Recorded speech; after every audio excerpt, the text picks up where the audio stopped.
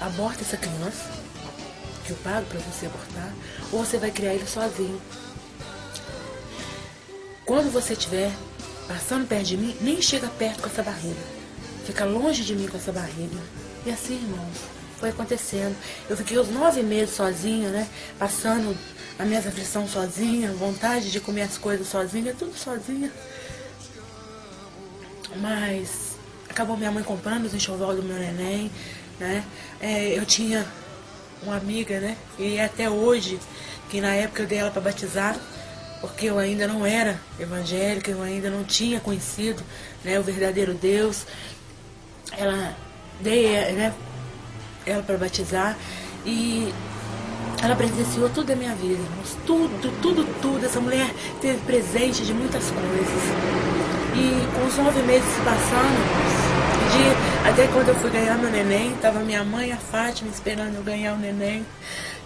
Eu agradeço muito a ela também, por ela ter sido, né, essa amiga que ela foi do meu lado. E lá no hospital ele foi lá com a família dele pra ver, né? E eu saindo do hospital, ele resolveu morar junto. A minha mãe dividiu a casa, me deu 2 cômodos pra gente morar. Minha mãe tinha muitas casinhas de aluguel nos fundos, irmão. E minha mãe continuava trabalhando fora e eu fiquei nesses 2 cômodos com ele. Eu lembro quando ele levou as coisas dele pra casa, ele sentou lá e falou assim: olha, eu vou te falar uma coisa. Tudo que se passar aqui, eu não quero que você conte pra ninguém. Porque se você contar, você não sabe o que vai acontecer com você. E eu não sabia o que estava, né, preparado pra mim viver ainda. Então, irmãos, eu ali com ele, e ele me passando que seria: olha, eu vou continuar comendo na casa da minha mãe, eu vou continuar, né, tendo tudo na casa da minha mãe. Eu só venho aqui pra dormir. E você não vai falar com ninguém que você não tem as coisas dentro de casa, que você tá passando necessidade, porque senão eu vou acertar com você de outra forma. Irmãos, e ali foi ficando, sabe? Eu lembro que eu catava às vezes escondido da minha mãe o fubá, o açúcar. E eu dava a ele mingau com água, mingau com açúcar, né, mingau de maisena com açúcar e água, sem leite nenhum pro meu filho. Eu lembro que eu vi esse homem com um paçoco de dinheiro no bolso. Às vezes ele deitava, botava aquele paçoco de dinheiro do lado da cama e eu não podia mexer num tostão. Eu lembro que um dia eu fui caladinho, fui lá e peguei, né, R$10 lá e fui no mercadinho que tinha perto da minha casa. Eu comprei pão, eu comprei pó de café, fiz uma mesa de café pra nós com pão, manteiga, café e leite. Quando ele levantou daquela cama, que ele olhou aquela mesa e falou assim: quem te deu dinheiro pra você comprar esse café que tá aí? Eu disse pra ele: eu peguei daquele dinheiro que tava ali. Irmãos, eu levei um tapa na cara tão grande, tão grande.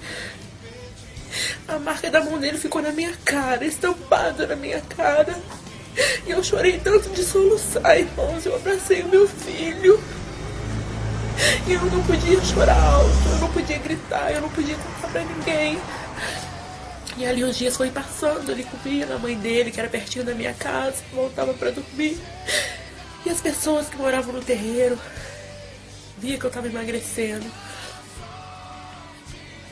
Essa Fátima foi um dia na minha casa com a irmã dela, né? E uma amiga minha falou assim: olha, enquanto eu tô conversando com a Márcia, encosta na lata dela e vê se a lata dela tem mantimento. Então uma estava distraída conversando comigo enquanto elas encostavam na lata de mantimento.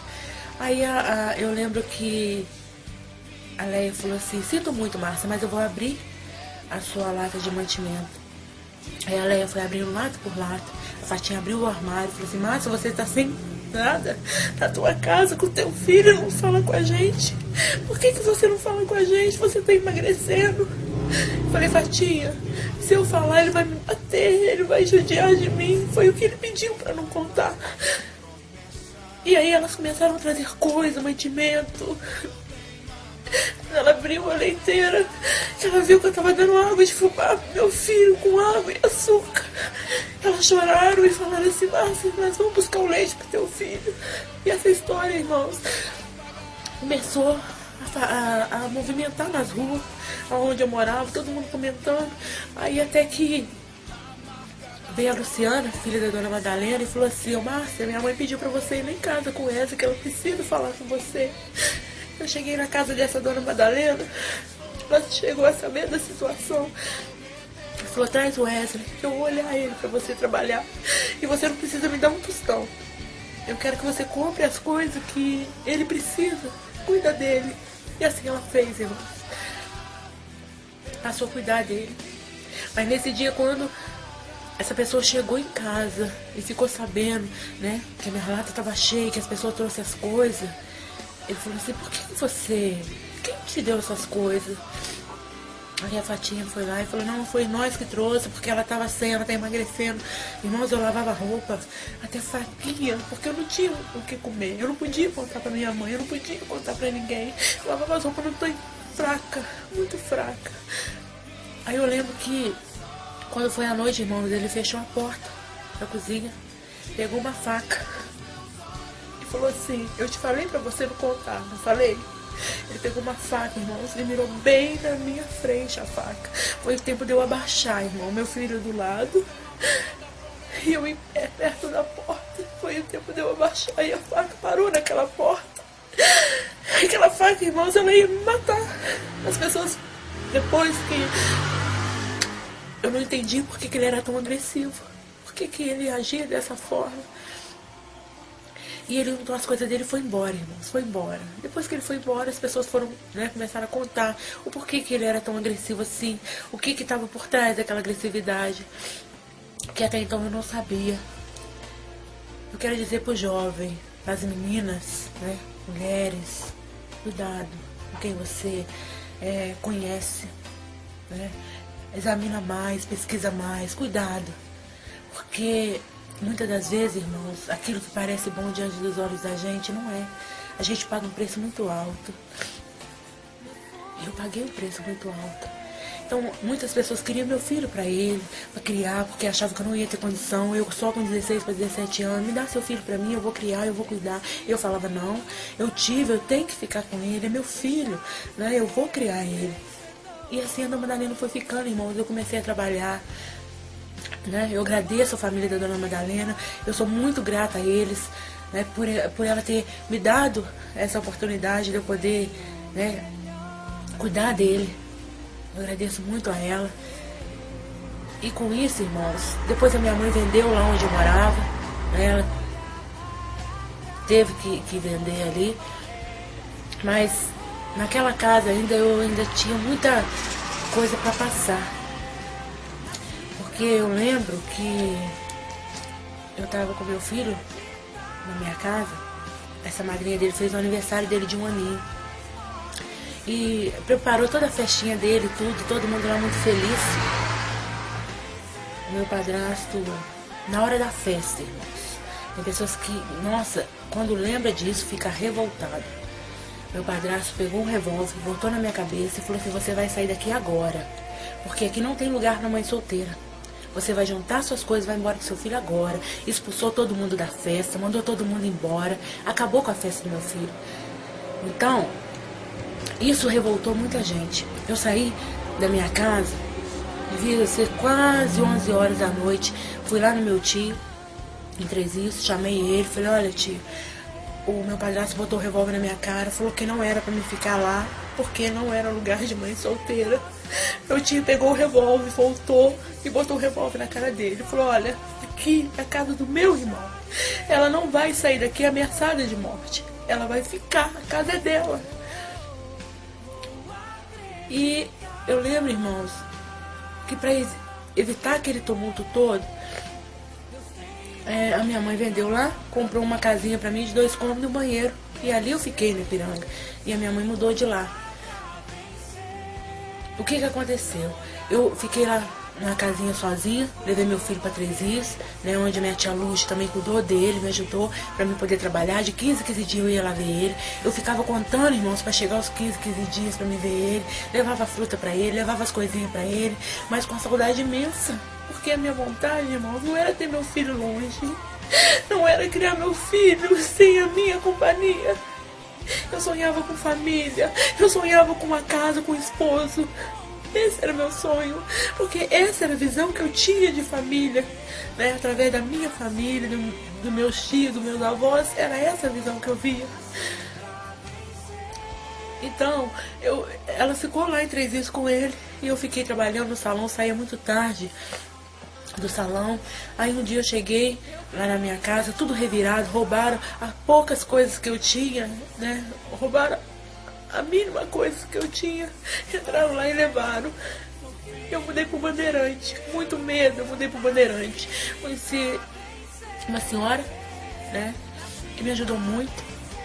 Ela hoje é até falecida, Dona Henriqueta, me ajudou muito. Aquela mulher arrumava marmita pra mim, aquela mulher cuidou de mim como uma filha, sabe? E nesse decorrer dessa mudança, quando eu cheguei a mudar, eu conheci, né, um rapaz lá. E a gente foi se conhecendo, os meses foi passando, ele frequentava lá, ele visitava. E resolvemos morar junto. Eu falei com ele que eu tinha um filho, que estava lá em Três Rios, né, contei o que eu tinha passado. E resolvemos morar junto. Ele me levou na casa da família dele, me apresentou os pais dele e falou: mãe, eu quero morar com ela. Então a minha sogra resolveu dividir a casa lá para que eu viesse morar e trazer meu filho. Então, irmãos, comecei a morar lá, a viver com eles, mas eu sempre falava: olha, eu quero ter minha casa, eu quero ter meu cantinho. Resolvemos alugar uma casa de aluguel, né? E no começo, irmão, tudo é um mar de rosa. Ele começou a fazer biscate, né? Fazia um biscate aqui, fazia outro ali. E o tempo foi passando. E ele tinha ali uma ex-namorada, irmãos, que virava e mexia, ele me traía com ela. Virava e mexia, tava ele com ela. E o tempo foi passando. Eu engravidei do meu menino, né? E a gente vivendo de aluguel, sendo despejado, porque às vezes, né, ele não parava em serviço, de repente tinha que ser despejado, voltava para minha ex-sogra de novo, ela voltava a dividir casa de novo. E eu lembro que quando eu estava morando no terreiro da minha sogra, da minha ex-sogra, eu tava dando banho nos meus meninos, sabe? Os meninos estavam todos ensaboados. Eu sempre dividi, irmãos, água e luz. Eu nunca deixei de morar na casa de alguém sem dividir a água e a luz. E meus meninos estavam todos ensaboados, né? Cheio de sabão. Esse meu ex-sogro, irmãos, eu tinha o maior respeito por ele, dava a benção a ele, sabe? Eu lembro que ele botava o dedo no meu nariz, me chamava de piranha, porque mãe solteira, né? Não é honesta. Eu lembro das palavras dele: mãe solteira não é honesta. Me chamava de piranha, fazia minhas lágrimas correr, me maltratava muito. Eu fui muito maltratada pelo meu ex-sogro, mas eu nunca perdi o respeito por ele. Ele acabava de me maltratar, irmãos. Eu fazia um café, levava pra ele e falava assim: Sr. João, o senhor quer um café? Sr. João, o senhor quer um cigarro? Eu sempre, irmão, por mais maltratada que eu era, eu tratava ele bem. Eu lembro que meus filhos ensaboados, ele fez a minha ex-cunhada subir lá em cima, fechar a água. Eu abri a torneira para enxaguar eles, não tinha água para poder enxaguar eles. Eu fui e sequei meus filhos cheios de sabão. E eu falava com Deus: Senhor, por que eu tô passando por tudo isso? Eu pago a água de meia, eu pago a luz de meia. E eu sempre muito maltratada, irmão, muito pisada. E eu lembro que no falecimento do meu ex-sogro, eu já estava até divorciada, já casada hoje, né? Eu fui visitar ele várias vezes, porque eu nunca perdi o contato, irmão. Mesmo